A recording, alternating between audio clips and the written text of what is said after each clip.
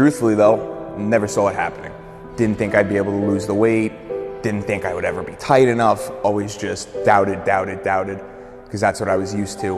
And I would accept all the doubt that I got from the people around me. Until, like I said, I'd made that decision that the only person who's gonna be able to make a change and save my life is me.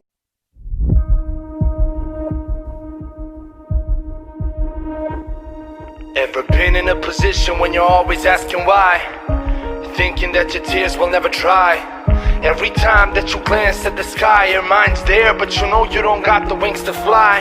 You feel the wind gently touching your skin, and the voices from within are yelling you shouldn't try. But you're not listening, on your face is a grin. You take the chance even if you shoot into the ground. The world says no, but you say yes. Don't let the negativity take over, do your best. The road you're paving causes feelings that are hard to express, but I promise you that at the end lies the success. Your chest is heavy, all the burdens you carry are slowly taking a toll on your mental inside. I want you to give me a promise, and you to truly be honest, that giving up is never going to be what you decide. Hey guys, this is Shubh, and I'm back with another episode of interviews, and today I'm sitting down with Steve Arnone and having this interview. And first of all, thank you, Steve, for giving me this opportunity to have this interview with you. And I look up to his story, and I was so inspired that I wanted to cover this for a very long time. And Steve, I want to start off the story by asking you, you have lost how many pounds? You have lost First off, thank you for having me on. I appreciate it very much. So in total, from my heaviest to my lightest, I lost 115 pounds. Oh.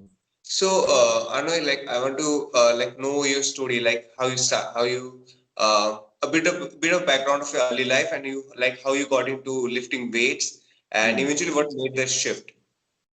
So really, my whole life, I grew up playing sports. I was a football player all throughout Pee Wee, high school, everything. That initially did get me into the gym, get me lifting weights, where I did start to build a love for it.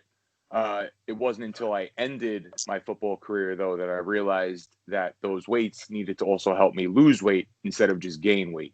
That's kind of when my shift really changed from that approach of just as big as possible for the sport of football to, all right, now I got to get my health in check and do something to save myself. So, growing up as a kid, you were obese, right? As much as I've seen your stories and all. So, did you ever face bullying and everything, or body shaming at that age, at the early age? Well, see, I'm glad you said body shaming. I don't feel like I was ever really bullied, but more that's because I was so involved in sports. I was never the quiet kid in the corner who was fat. I was the fat kid, but I played sports. I was still a jock. So I was still more in that popular circle of people. So I wouldn't say that I was bullied, but there's always body shaming. There's always backhanded compliments, just stuff that you hear around the corner that, is just sticks in your head that kind of bothers you. But I didn't face that too badly, thank God. So Arnone, over the years, the transformation you have been through, so how has your lifestyle changed throughout the years? It changed completely. It went from pretty much doing what I wanted whenever I wanted, eating anything and everything under the sun, to being completely regimented, whether it be in my workout routines, my diet, my cardio. Everything is specific to a T for a purpose. Now everything that we do, everything I put in my body and I eat, it all has a purpose. So, did you face initially after losing weight, what most people go through is a problem of having some loose skin or something? Has it ever affected you? Oh, absolutely. I mean, it could be varying for anybody, person to person. So for me, I held a lot of my weight in my stomach and my chest. So once I did lose that 115 pounds initially, I had a lot of excess skin in my lower stomach. To address that after time, once we realized it wasn't going to just come back on its own, I had to have surgery to remove that skin. But like I said, for some people, they may lose 150 pounds and not even need it. Or somebody could lose 75 pounds and need it. It's all person to person. So another thing that's really motivating is you didn't just, get into shape and all those things. You got into bodybuilding. So I want to ask about this. Your journey from being an obese kid to being fit, and now into bodybuilding. So this whole journey, I want to hear about it. Yeah, I mean, when I was 315 pounds at my heaviest, I had a couple quotes from Arnold Schwarzenegger, who I looked up to my whole life. And those were the things that I kind of just tried to focus on, not like worry and stress on the bad, just focus on the future and what could be, and just to look up to him, like all he's accomplished.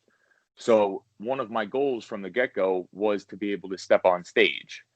I didn't know how long it was going to take. I didn't know if it would even be possible, but I knew that I had to do whatever I could to try. Otherwise, I would regret it. And instantly, that first show that I ever did, as soon as I got off stage, I was completely immersed in it and in love with the whole sport of bodybuilding. So, like you talked about Arnold, so I would love to ask this: like, who are some of the inspiration for you when it comes to bodybuilding? In regards to bodybuilders themselves, I don't really have too many inspirations that are still current. I would have to say, obviously, like Arnold Schwarzenegger, the Ronnie Colemans, Jay Cutlers, people like that. Of course, Phil Heath, the current champs, all them. But there's so many of them that are so much just larger than life and inspiring. It's like, how could you not be motivated by any of them? Right. So, like, Arnold, like right now, you're doing this bodybuilding, and also, what's your vision and goal going forward from now? Are you actually also planning to like compete in 2021? I mean, we got to see what the future holds over here, because I'm in New York, so obviously we have COVID as well. Everything's just up in the air right now. We got to see what the shows are going to look like for next year. But ideally, I'd like to continue an off season to grow, get some more size on me, and then be able to just really dial it in and have a even better showing than last time. That's the goal every time we step on stage. It's just be better than we were the last time we got on. So like, you have like a goal of like going for that, ultimately into bodybuilding, in the higher stage, like for the pro cards and all, you have that goal initially. Oh, absolutely. So yeah, that was a short interview with Arnone, and I really wanted to cover this story for a very long time, and it will be coming out soon. So yeah. So thank you, Arnone, like for giving me this opportunity and having this interview. And yeah, everyone, like this video, share, subscribe to my channel, and also I will give all the links to Arnone's Instagram page. You can follow him there. And Arnone, are you like also giving online coaching right now? Oh, yes, sir. So more of the lifestyle coaching. I don't take on contest prep clients, but yes, training, dieting, all that good stuff. We got you covered. So yeah, contact with Arnone, and you can hire him as a coach. So yeah, thank you for watching. Thank you. Thank you, guys. Like Miley. Twerking like Miley.